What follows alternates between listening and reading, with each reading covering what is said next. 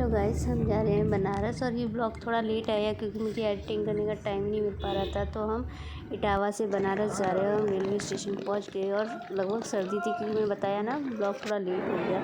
वहाँ जाके पता चला कि हमारी ट्रेन भी लेट है और हम वंदे भारत से जा रहे थे जो आगरा टू बनारस चलती है। तो हम लोग काफ़ी देर स्टेशन में वेट करते रहे और वेट करने के बाद साथ साथ हम देखते रहे कि हमारी ट्रेन नहीं आई। और काफ़ी देर स्टेशन पर घूमने के बाद और फॉग बढ़ता ही जा रहा था और हल्की हल्की बारिश भी हो रही थी। और फिर फाइनली हमारी ट्रेन का अनाउंसमेंट हुआ, हमारी ट्रेन आ गई।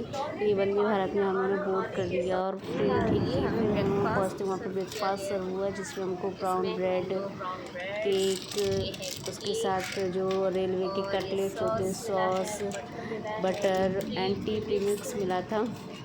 और सबको मैंने ब्रेकफास्ट आपको सब कुछ खोल खोल के दिखा रही हूँ। और उसके साथ साथ हमको जो टी प्रीमिक्स मिला था तो हमने फटाफट अपना टी प्रीमिक्स को पानी में डाला और मैंने अपनी चाय बना ली। मतलब ठीक था, स्वाद तो ठीक ही था, ब्रेकफास्ट ठीक था।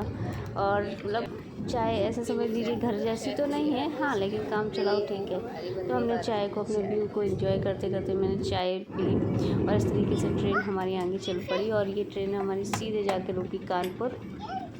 इसके ज़्यादा स्टॉपेज नहीं होते, आपको 5 घंटे में, मैं इटावा से बोर्ड हुई थी तो इटावा से बनारस आपको 5 घंटे में पहुंचा ही देती है। और ज़्यादा फेयर भी नहीं है, इसका किराया भी फूड इंक्लूड करो तो आपको 1200 रुपये का पड़ेगा। उसके बाद हमारा इलाहाबाद के आसपास उन्होंने हमको फूड भी दे दिया था।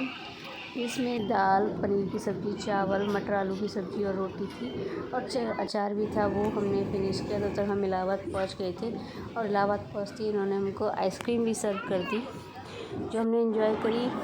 काफ़ी ठीक एक्सपीरियंस था। और जैसे हम इलाहाबाद पहुँचे तो हमने गंगा किनारे मिनी कुंभ देखा, जो मतलब मिनी कुंभ की तैयारियां चल रही थी। मैंने बताया ना मेरा ब्लॉग लेट हो गया है और लगभग हम दिसंबर के आसपास गए, तब माघ का महीना चल रहा था। माघ का महीना काफ़ी पवित्र माना जाता है। इस दिन लोग वहाँ पर गंगा किनारे पूजा करते हैं, स्नान करते हैं। तो इसको मिनी कुंभ भी कहा जाता है। कहते हैं कुंभ में जितना पुण्य मिलता है उतना ही पुण्य माघ के महीने में गंगा के किनारे वास करने में मिलता है। तो काफ़ी लगभग एक सिटी सी तैयार कर दी जाती है।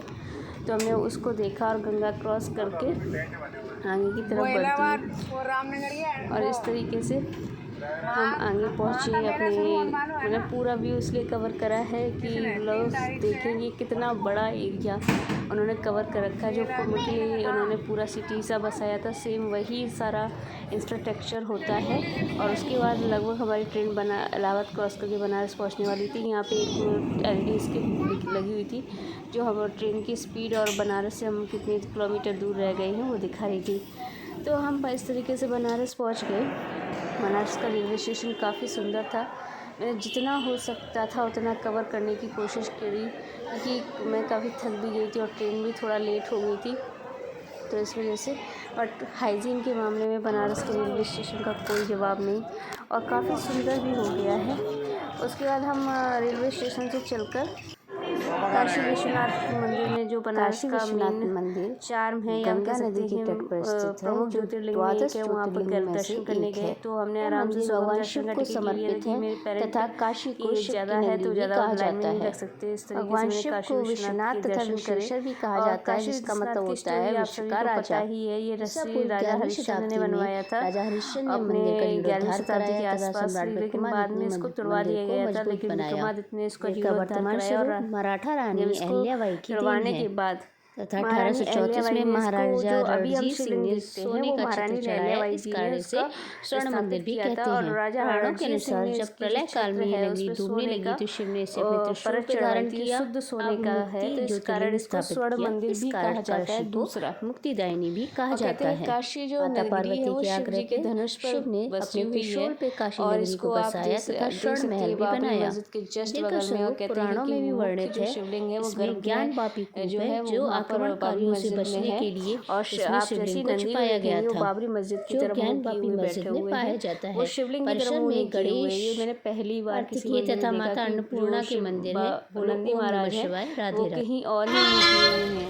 उसके बाद हम सुबह गए अस्सी घाट पर, जहाँ पे हमने गंगा आरती को एंजॉय किया। अगर आपको गंगा आरती एंजॉय करनी है सुबह की, तो आप 5:30 बजे से 6 बजे के बीच में आरती स्टार्ट हो जाती है, तो आपको 5 बजे तक पहुँच जाना है, तब तो आपको स्पेस मिलेगा अच्छा, नहीं तो फिर आपको स्पेस नहीं मिलेगा और आपको काफ़ी पीछे से आरती देखनी पड़ेगी। और स्पेशली जब आप छुट्टियों के दिन में जा रहे हैं, तब तो आपको और ही जल्दी पहुंचना होगा, क्योंकि छुट्टियों में बनारस के लोग इतनी भीड़ आती है कि आपको मतलब सोच नहीं सकते। तो अगर आपको छुट्टियों में जाना है तो आपको हर चीज़ प्लान करनी है। प्लस आपको कोई भी ऑनलाइन बुकिंग करके मत जाओ, वहाँ ऑनलाइन बुकिंग का कोई फ़ायदा नहीं है। जो होटल्स आपको दिखाते हैं कि आपको बहुत पास है, गंगा घाट के पास है, मंदिर के पास है, वो इतने अंदर होते हैं इंटीरियर कि आपको 2-2, 4-4 किलोमीटर पैदल चलना पड़ता है। और अगर आपके पास ओल्ड पेरेंट्स हैं या छोटे बच्चे हैं तो आप उनके साथ मैनेज नहीं कर सकते। तो इस तरीके से हमने गंगा आरती को एंजॉय करा। और वहाँ पे सुबह बनारस के नाम का एक प्रोग्राम होता है, जहाँ पे बच्चे जो है मंत्रोच्चारण करते हैं और फिर साथ साथ आरती को एंजॉय करते हुए हमने कुछ क्लिप्स एंड फोटोग्राफ किए। और सच में ये जो मोमेंट होता है जब आरती हो रही होती है, गंगा माँ को आरती ऑफर की जा रही होती है, तो वाकई में बहुत ज़्यादा शांति का अनुभव होगा आपको। तो इसके साथ आप आरती देखिए।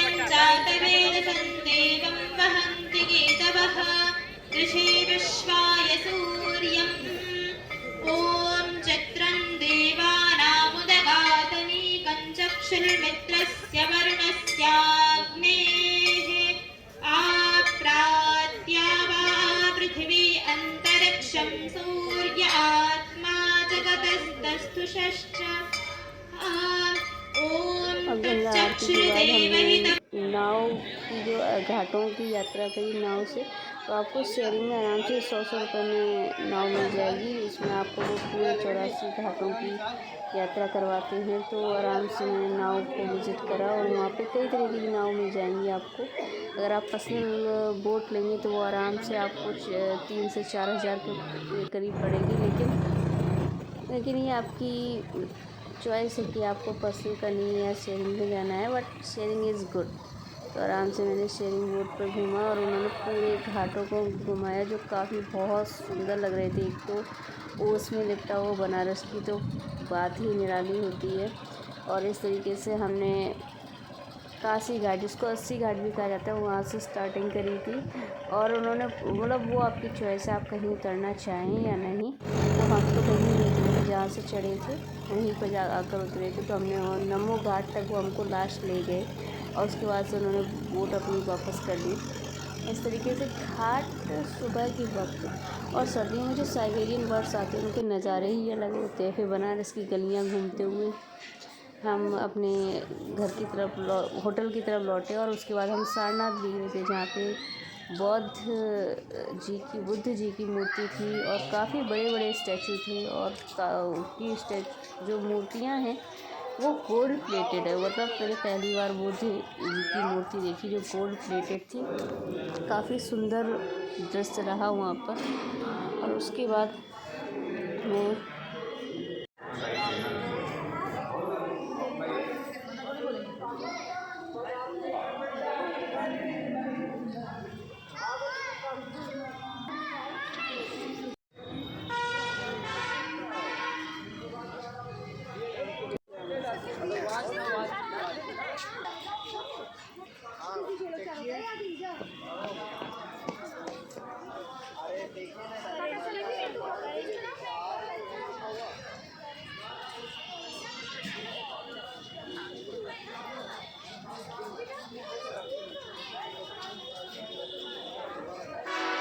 सारनाथ से निकलकर फिर हम आ गए सत्यनारायण भगवान के मंदिर में। ये मंदिर बहुत सुंदर था और मुझे इसमें सबसे सुंदर बात ये है कि यहाँ की दीवारों में पूरी रामचरितमानस उकेरी गई थी।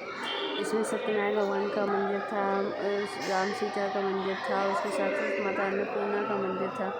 मंदिर काफ़ी सुंदर वाइट मार्बल से बना हुआ था। इसकी दीवारों को आप अगर वीडियो में देख पा रहे हैं तो कुछ लिखा हुआ है। ये पूरा ही रामचरितमानस की चौपाइयाँ लिखी हुई हैं। कंप्लीट रामचरितमानस आप यहाँ पर पढ़ सकते हो। तो मैंने आपको मतलब एक झलक दिखाने की कोशिश की कि इतना बारीक मैं आपको क्लियर तो नहीं दिखा सकती। उसके बाद हम त्रिदेव मंदिर गए, जो खाटू श्याम भगवान को समर्पित एक मंदिर है। तो वहाँ पर दर्शन करा। उसके बाद हम संकट मोचन भी गए थे और उसके साथ साथ माता तुलसी मानस मठ पे और शीतला माता मंदिर भी गए थे। लेकिन वहाँ पे फ़ोन ले जाना अलाउड नहीं था, तो हम वहाँ से निकल आए। और उसके बाद ये जो मंदिर की जो मैं आपको झलक दिखा रही हूँ, ये खाटू श्याम मंदिर की ही झलक है, लेकिन ये मंदिर भी बहुत सुंदर बना हुआ है। और इसकी मैं आपको एक तरीके से कह सकते हैं कलाकृति सी दिखाना चाह रही हूँ। तो अगर आप कभी बनारस आएँ तो इस मंदिर को ज़रूर विज़िट करें। मतलब आप किसी भी ऑटो को बुक कर लीजिए, वो आपको ये पाँचों मंदिर प्लस BHU और प्लस सारनाथ सब दिखाएंगे। और इस तरीके से मेरी बनारस की यात्रा रही, जो काफ़ी सुंदर रही। अगर आप